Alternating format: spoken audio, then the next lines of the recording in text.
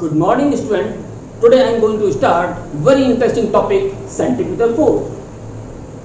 So an external force required to make a body move along circular path with uniform speed is called centripetal force.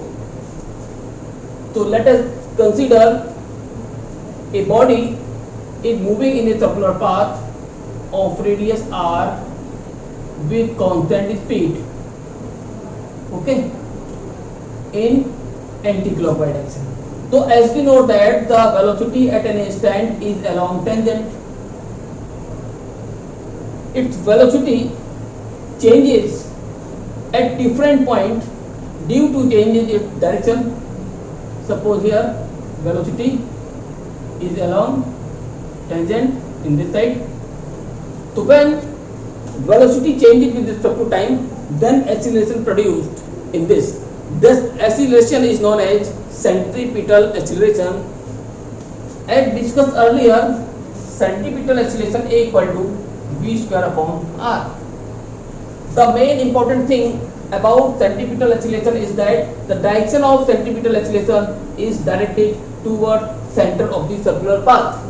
Its magnitude always remain constant, but its direction at every point changes, but directed towards center of the circular path. Here its direction towards left. When particle reaches at the top, then its direction towards down. When particle reaches towards right, then direction towards this point. And when particle reaches at the bottom, then acceleration directed towards center. So at every point, the direction of centripetal acceleration changes, but towards center. Okay, magnitude always remains same. So A equal to v square upon r. If we multiply both sides, means ma equal to m v square upon r. What is this ma? This ma is the force. Which force? Means centripetal force. Means F suffix c. This centripetal force formula will be F suffix c equal to mv square upon r. Let now see the different form of centripetal force. The first form is F equal mv square upon r. Okay, since v equal to r omega, so on substituting this value m r square omega square upon r, 1 r 2 r cancel, F equal to m r omega square.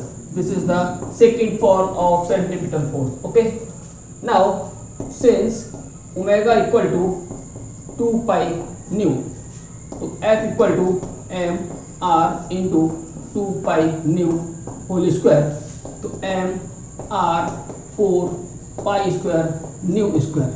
This is the third form of centripetal force, right?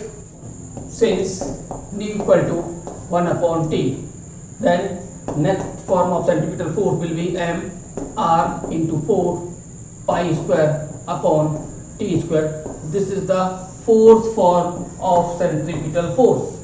Okay, now unit of centripetal force is Newton, right? Quantity vector, then direction towards center, dimensional formula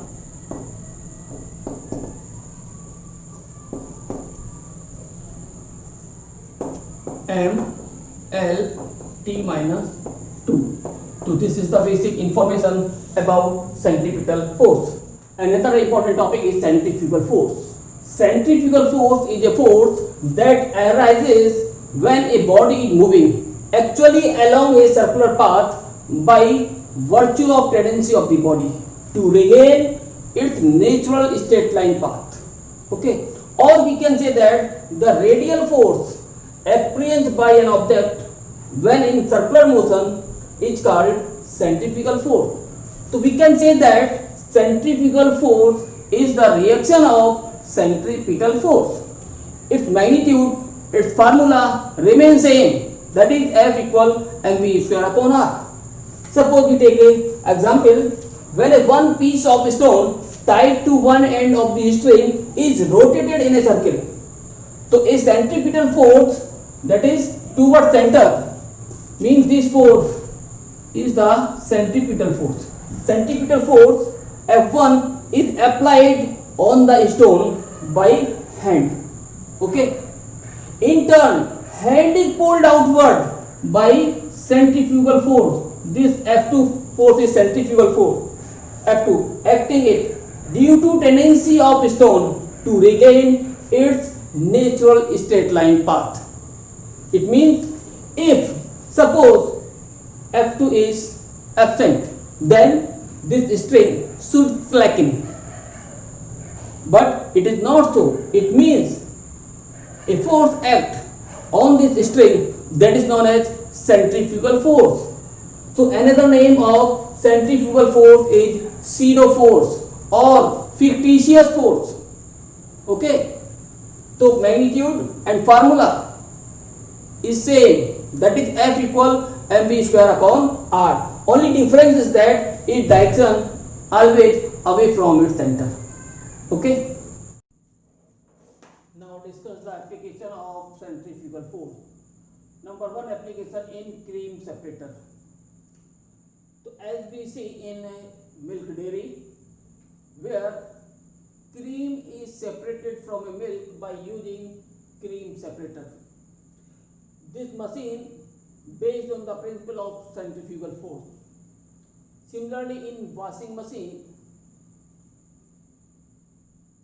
centrifugal force is used. And in number three, in laboratory or we can say in pathology, we can separate the serum from blood by using centrifuge machine, which is based on principle of centrifugal force. Now in fourth, in mixer grinder, this device is used in our home. So when we grind the spices in a mixie, then centrifugal force principle is used in that mixie. Centrifugal force is used in that mixie. Okay. Now a vehicle taking a circular turn on a level road. To consider in this topic, car taking a circular turn on level road, and we will know that how car take a circular turn over a level road and who will provide the centripetal force to the car. Okay. So let us consider a car of weight mg taking a circular turn with velocity v on a level road as shown in figure. Weight of the car acting vertically downward. So while taking a circular turn, the tire of the car try to leave the road and go away from the center of the circular track. Due to this, a force of friction on inner and outer tire act, which is directed towards center of the circular track. Okay. Let R1 and R2 be the normal reaction of the car on inner and outer tire of the car respectively. Okay. So this is the normal reaction. And the force of friction act toward the center of the circular track. These two frictional force will give the necessary centripetal force to the vehicle. F1 equal mu R1 and F2 equal mu R2. Total force of friction provides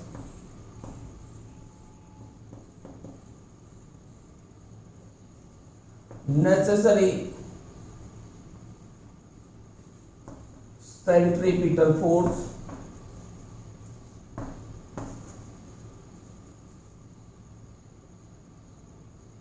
to the car. Means F1 plus F2 equal to mv square upon r. So substituting the value of F1 and F2, we get mu r1 plus mu r2 equal to mv square upon r. Mu taking common, r1 plus r2 equal mv square upon r. Now the total reaction of the ground on the car balances the weight of the car. So we can write here the value of r1 plus r2, that is mg equal to mv square upon r. This m to m cancel, so we will get mu equal to v square upon rg. Okay, here mu is the coefficient of friction, v is the velocity of car, r is the radius of circular turn, g is the acceleration due to gravity. Okay, this equation gives the maximum velocity with which car can take a circular turn of radius r, means without skidding, when the coefficient of friction between road and the tire is mu. So another most important topic is banking of track. Banking of track means the phenomena of raising the outer edge of a road above the inner edge is called banking of road or banking of track. Road a little above the outer edge, OA, is the bank road. The angle of banking is theta. Okay, and the car is taking a circular turn over this bank road. We have to make a car.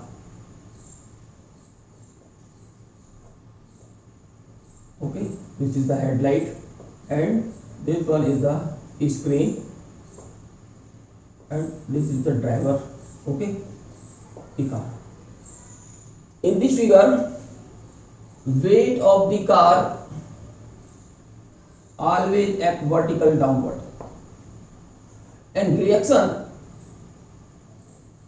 perpendicular to the road in upward direction r. So this reaction